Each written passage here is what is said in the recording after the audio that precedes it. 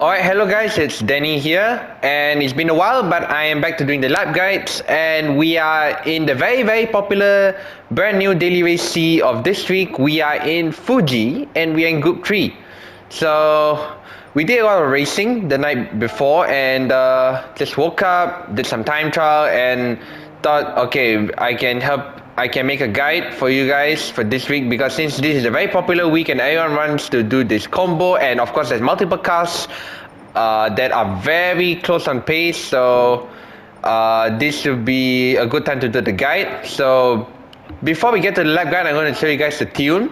So this tune is made by a collaboration of all of the fast guys in the European region, who actually most of the guys who collaborated on this tune are actually from Wind 109 server. So basically, if you know Wind GT7, one of the fastest guys in the European region, he has a Discord server and all of us are in it. So we helped make this tune. So 10.7 anti-roll-bar, 27.34 50-50 dampers, and the natural frequency we put it at the lowest setting. So this is the lowest natural frequency. And of course we're in the Genesis, so definitely the lowest natural frequency will help a little bit with the top end, as well as a bit of stability throughout the lap. And without further ado, let's get on with it. So our best lap is actually after this lap, but I want to show you guys how to actually start the lap first. So when you enter the track, you know, you are pretty much placed before the last corner. You want to go really wide here, pretty much before this, when you're pretty much almost level with the marshal post on the left hand side. You want to go wide as possible, almost going onto the curb, going wide like this, getting the car coast.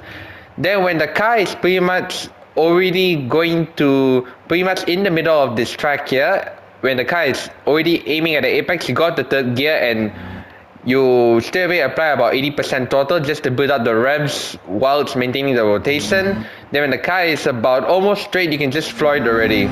So the one advantages of the setup is that you're running more anti-roll-bar to the front. When you want more anti-roll-bar to the front, you're basically making the car more stable under acceleration. You're not getting the rear end snapping as much as you would as opposed to running an inverse anti-roll-bar, like less on the front, more on the rear. Making the front more stiff will pretty much stabilize the car on corner exits, although you have more understeer. So with that, further ado, I'm going to show you guys our best lap, which starts around here.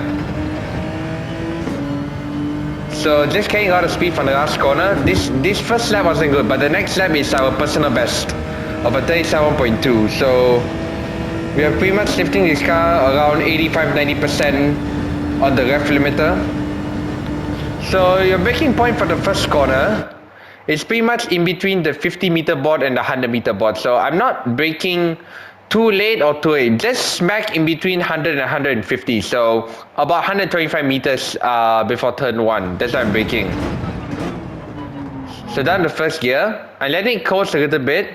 Once I pass the bollard, I got the second gear and then straight away applying about 80% throttle. So the trick with this car is, since it has amazing acceleration but a lot of understeer, you want to apply just a little bit of throttle in mid corner so you can build up the revs, and applying the throttle will help the car rotate as well. But if you apply too much throttle on this car, you're going to risk too much wheel spin and you're going to lose a whole lot of time. So just that little bit of throttle to help with the stability whilst maintaining a lot of acceleration and developing the power from the corner exit. So exiting second gear over here. So I'm just revving it just a little bit there. So sector 1 is a 21.466. So once I pass the 100-meter board, I'm pretty much making just after the 100 board, going down the third gear for the rotation. So I'm just heading the car third over here, and then once I'm passing this, once I'm gripping the apex here, I go up the fourth gear straight away, flooring it. Now for 100R. Once I pass that small piece of road, I'm just heading the car course here. Just let the car coast. I just applied a bit of brake step for the extra bit of rotation. Hugging the inside as much as you can. I'm applying full throttle over here. So once I'm pretty much neck and neck with this small piece of orange board on the right, I'm braking again, down the first gear for the rotation. Clipping the curb in second gear. Once again using the 80% total trick to build up the acceleration on this Genesis. But then the thing is, I got the third gear straight away because I knew I was going to get a snap oversteer. I could feel like the rear end was a bit loose, so I got the third gear. But the thing is, you still get great acceleration because this car has a lot of one of the best acceleration in the Gr3 class. So just revving this car out a little bit since we are having the headwind here. So the next braking point for the Dunlop chicane is when you're level with the underboard, or you can use the orange, the painted orange section on the barriers as your braking reference. Or another braking reference is when you're underneath the Dunlop overhead sign, as you can see around here. That's also your braking point. So I'm just downshifting like crazy over here. And then once I brake and steer, I just let it coast in first gear, clip the apex over here in first gear. Then I got the second gear, let it coast again, and then straight away build up the acceleration. So that's braking point is pretty much when the grass meets the turquoise asphalt. So I did miss the apex here a little bit, probably cost me a half a tenth, so that doesn't matter. I got the third gear, but with the tailwind you want to be extra careful with the throttle input. So that's why I don't go full throttle here until the car is perfectly straight. So you want to have hold like 80-85% throttle when you are in this last sector over here, just to help with the stability under acceleration. So the next braking point is at the end of this curve over here. So the line you want to take is you want to point your car towards the outside of the track, so that way you can narrow the line.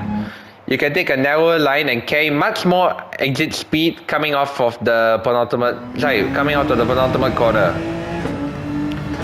And then for the last corner, you're pretty much braking neck and neck with the Panasonic board over here. So I'm going wide again. So I did make a bit of a mistake on this last corner here. I did cut the inside of the apex a little too much. But the ideal line is you don't cut this too much. You go a little bit wider. So definitely lost like a tenth in the last sector. So I had to compromise my exit speed over here a little bit, but I still managed to build up enough torque from the corner exit to just instantly stomp on the throttle when I'm just exiting for the last corner. Otherwise, this was a very good lap. Just a little bit of mistakes here and there, but it's actually I can see a 37.1 if I actually nailed some of the crucial corners properly. But yeah, that's pretty much a lap of Fuji International Speedway. And yeah, I hope you guys found this lap guide very helpful.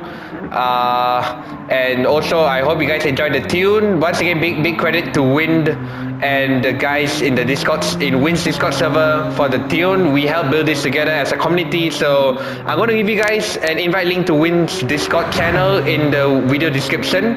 Thank you guys so much for watching, and I'm going to give you guys the lap without the commentary. Take care and have a great week. Bye bye.